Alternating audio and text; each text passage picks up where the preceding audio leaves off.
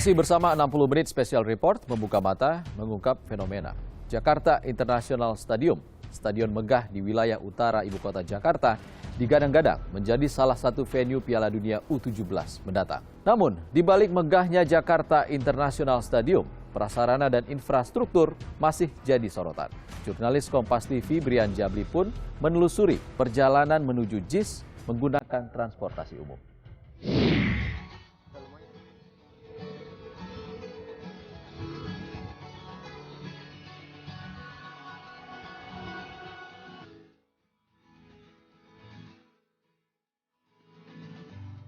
JIS, Jakarta International Stadium. Stadion megah di Jakarta Utara yang belakangan jadi perbincangan publik. JIS digadang-gadang menjadi salah satu stadion yang akan digunakan untuk perhelatan sepak bola Piala Dunia U17 November hingga Desember mendatang.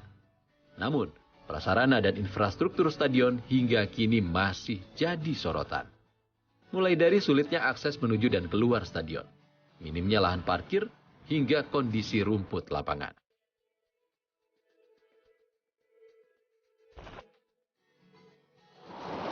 Saudara, saya akan mencoba menggunakan kereta komuter lain untuk menuju ke JIS atau Jakarta International Stadium yang rencananya akan digunakan sebagai stadion sepak bola Piala Dunia U17 November mendatang.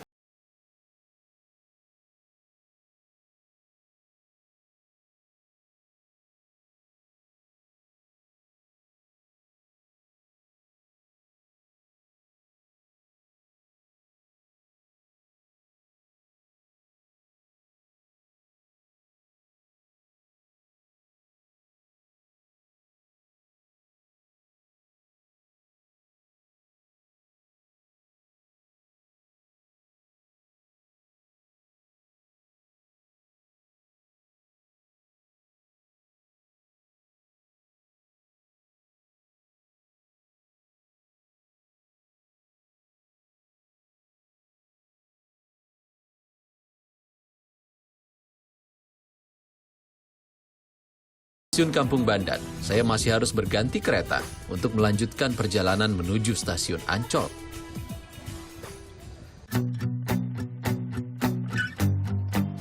Perjalanan pun dilanjutkan, tak butuh waktu lama. Akhirnya kereta saya tiba di stasiun Ancol.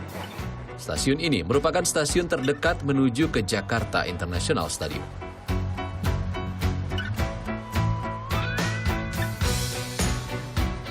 Saat ini saya berada di stasiun Ancol, namun perjalanan saya belum berakhir. Untuk menuju ke JIS atau Jakarta International Stadium, saya harus menempuh perjalanan sejauh 3,6 km dengan menggunakan transportasi lainnya.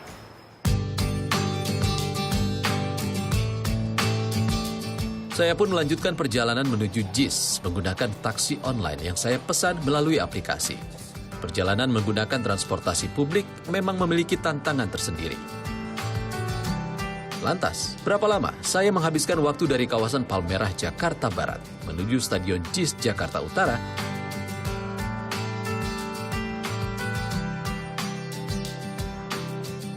Saudara, saya sudah tiba di JIS atau Jakarta International Stadium. Dan untuk jarak tempuh saya sendiri memakan waktu sekitar 1 jam 45 menit untuk tiba di lokasi ini. Waktu tempuh yang terbilang cukup lama ini juga dirasakan Julia saat menyaksikan konser musik di JIS Februari lalu. Perempuan berusia 34 tahun ini berbagi cerita kala ia terpaksa berjalan sejauh 3 km usai konser, lantaran tak ada kendaraan umum yang bisa membawanya pulang ke rumah. Pada saat itu saya nonton konser besar banget di sana. Nah, terus saya berlima bersama dengan teman-teman yang kebetulan emang juga mau nonton konser. Saya pada saat itu menggunakan transportasi taksi online. Kenapa tidak menggunakan kereta? Mungkin karena pada saat itu jarak tempuhnya dari Rawamangun ke JIS. Terus itu akses keretanya aku pikir agak ribet ya. Kalau misalnya ke JIS paling dekat Ancol dan itu harus disambung lagi pakai taksi online kalau kita berlima. Menurut aku sih sebenarnya Jakarta International Stadium itu sangat dilematis. Kita dibuat repot menggunakan kendaraan transportasi umum, tapi satu sisi juga di sana tidak disediakan untuk parkir kendaraan pribadi. Makanya aku pakai transportasi online, taksi online tadi. Nah, pas konser itu kalau kita ngelihat jalan menuju tempat sana itu udah sangat sempit ya. Pas pulangnya ini lebih parah banget sih. Jadi aku nggak bisa langsung dapat taksi online di situ. Baik itu taksi motor ataupun ojek, maksudnya ojek online maupun juga taksi. Jadi aku pada saat itu malam setelah konser jam 12 malam aku harus jalan sekitar 3 km, hampir 3 km. Ini menurut aku lebih mending ketimbang teman-teman yang naik motor pribadi atau naik mobil pribadi yang mereka itu trafiknya tuh stuck banget di sepanjang jalan aku jalan hampir 3 km itu. Jakarta International Stadium dibangun 14 Maret 2019 dan diresmikan 13 April 2022 lalu. Pembangunan Jakarta International Stadium oleh Badan Usaha Pemprov DKI Jakarta, PT Jakarta Propertindo atau Jakpro, menelan biaya hingga 4,8 triliun rupiah. Ari Wibowo, selaku VP Improvement and Revitalization PT Jakpro menyebut, JIS memiliki 2 akses utama dan sejumlah lahan parkir. Ya, jadi Jakarta International Stadium ini memiliki 2 buah akses utama ya dari penjuru barat dan juga sisi timur. Keduanya langsung terhubung ke area Concourse Stadium, di mana Concourse Stadium ini juga langsung terhubung dengan 4 buah Grand Stair ini yang akan mempermudah pengunjung khususnya pejalan kaki ya yang akan masuk ke area venue utama Jakarta International Stadium. Kami memiliki sejumlah pintu-pintu yang memang dedicated untuk tamu umum atau pengunjung, kemudian pintu untuk VIP atau tamu penting, dan juga untuk pintu khusus untuk pemain dan official. Jadi tidak ada sirkulasi silang atau cross circulation ya antar beberapa unsur atau elemen yang datang di JIS ini. Tujuannya agar memberikan kenyamanan dan juga sekaligus keamanan bagi siapapun atau stakeholder yang berkunjung di venue Jakarta International Stadium. Dan kami memang dalam perencanaan JIS ini semangatnya mengusung sustainability atau keberlanjutan dan memang akan terintegrasi dengan sarana angkutan umum massal. Memiliki luas 221.000 meter persegi, Jakarta International Stadium mampu menampung hingga 82.000 orang. Namun, hingga kini dari 4 akses pintu yang ada, baru 1 yang bisa digunakan. Jika membandingkan JIS dengan beberapa stadion yang sebelumnya telah lolos verifikasi Piala Dunia U20 menggunakan Google Earth, yang paling mencolok ialah akses dari perimeter luar menuju lingkungan stadion. Cijalak Harupat di Soreang, Bandung misalnya, dikelilingi akses menuju jalan utama. Area parkir pun tak jauh dari stadion dan cukup luas. Sedangkan Stadion Manahan Solo memiliki 3 akses ke jalan umum di barat, selatan, dan utara. Sementara JIS saat ini hanya memiliki 1 akses dari rem barat, sedangkan 3 pintu akses lainnya belum beroperasi karena kendala sarana pendukung seperti jembatan penghubung. Minimnya akses penonton keluar dan masuk stadion, akses transportasi umum, serta lahan parkir jadi sorotan Menteri BUMN yang juga Ketua PSSI Erick Thohir, serta Menteri PUPR Basuki Hadi Mulyono saat meninjau JIS beberapa waktu lalu. Selain itu, keduanya sempat menyinggung kondisi rumput stadion yang perlu perhatian ekstra.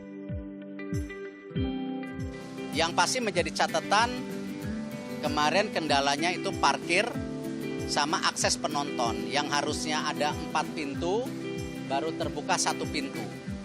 Nah ini yang tentu harus kita antisipasi keselamatan daripada supporter. Jangan sampai supporter tidak pulang ke rumah dengan selamat.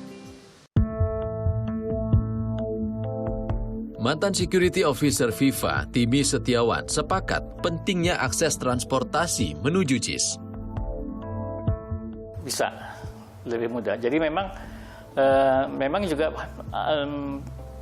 pertama harus public transportation yang ada. Jadi memang kita pernah membayangkan ada kereta api dari kota sampai Tanjung Priok, ya, sejak zaman Belanda dibuat. Itu langkah indahnya dikasih 1 halte yang di JIS, karena relnya kan sudah ada di situ. Nah, kemudian dari situ dibuat elevated, karena konsepnya di JIS itu dia punya yang namanya concourse.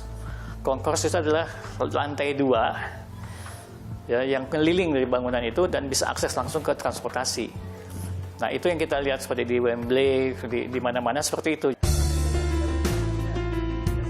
Sementara terkait rumput lapangan, arsitek yang pernah diterjunkan langsung oleh FIFA untuk melakukan inspeksi stadium di Bahrain dan mempersiapkan Piala Dunia U17 di Nigeria 2009 menyebut, kondisi rumput yang prima memang merupakan keharusan bagi perhelatan sepak bola dunia.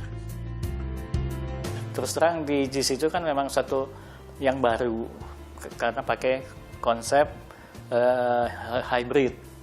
Jadi ada 5% dari rumput sintetiknya dan 90% itu adalah rumput natural ya. Ya, kalau menurut saya memang belum bisa terbukti dengan persis gitu ya apa penyebabnya. Tapi memang mesti serius karena memang dari fisiknya saja kurang mataharinya. Terutama karena tidak ada track atletik, kedua dia makin tinggi, logikanya kalau dia makin tinggi, lubangnya harus makin besar karena sudut mataharinya demikian. Ya. Tapi kalau dengan hal-hal seperti ini, artinya dia mesti ditambah artificial UV.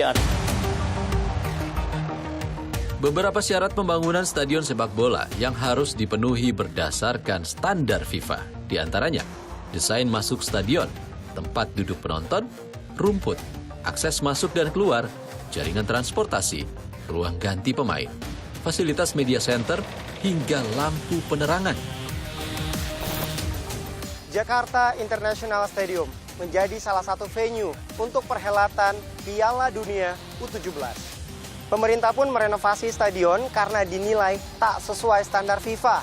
Lantas, apa pendapat pengamat sepak bola? Indonesia menjadi tuan rumah Piala Dunia. Sudah siapkah pemerintah? Demi memenuhi standar FIFA, Jakarta International Stadium pun terus bebenah. 60 menit special report. Segera kembali. Untuk mendukung aksesibilitas masyarakat yang akan menuju ke kawasan JIS, kami akan membangun stasiun KRL sementara.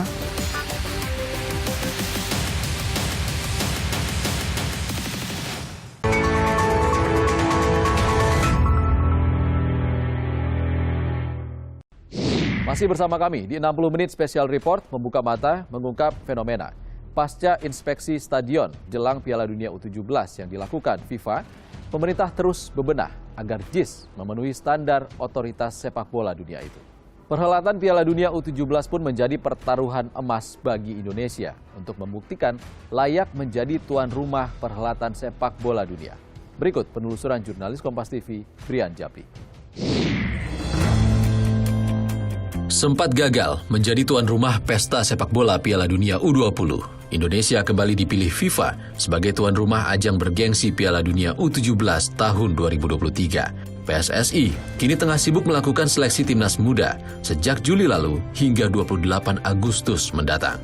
Sementara itu, jelang Piala Dunia U17 Jakarta International Stadium yang rencananya jadi salah satu venue terus berbenah agar sesuai standar FIFA. Perwakilan FIFA untuk Piala Dunia U17 2023 menginspeksi JIS selama lebih dari 3 jam secara tertutup pada pekan lalu. FIFA atau Federasi Sepak Bola Internasional melakukan inspeksi di Jakarta International Stadium. Lantas, apakah hasil inspeksi FIFA menyatakan JIS layak menjadi venue Piala Dunia U17 November mendatang atau tak layak? Usai menginspeksi Jakarta International Stadium, FIFA memberikan sejumlah catatan kepada PSSI.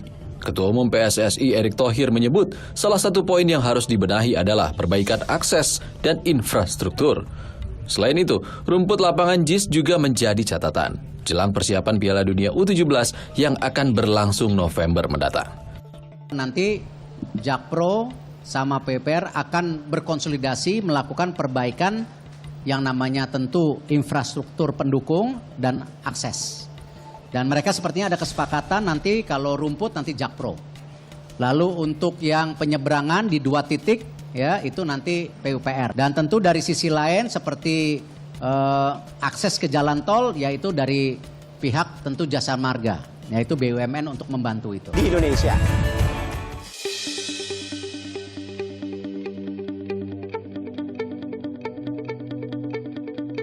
Terpilih sebagai tuan rumah Piala Dunia U17 tentu menjadi kebanggaan bersama. Namun, keselamatan dan kenyamanan penonton sepatutnya diutamakan. Pemerhati sepak bola Kesit Budi Handoyo mengungkap pentingnya aspek keamanan supporter sepak bola.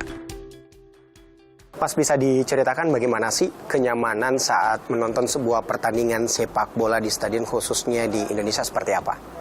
Pertama misalnya transportasi. Pada saat mereka ingin menuju ke tempat pertandingan, ke stadion, itu mudah atau tidak, seberapa jauh, ya kan.